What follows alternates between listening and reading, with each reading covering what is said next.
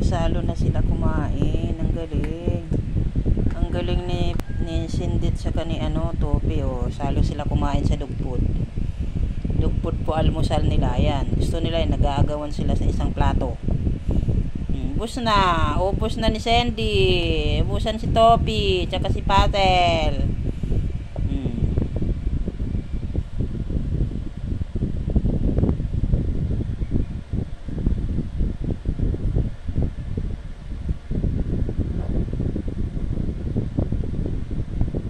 Ubus na dugpod.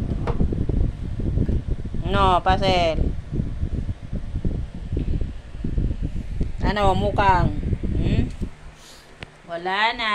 Wala nang pod. Wala nang breakfast.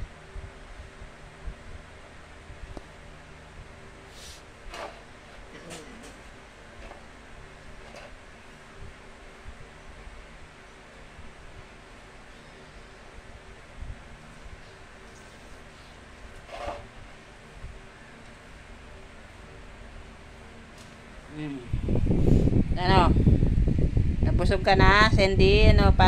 Mukang bitin? Bitin ikaw, dugpod. Sarap.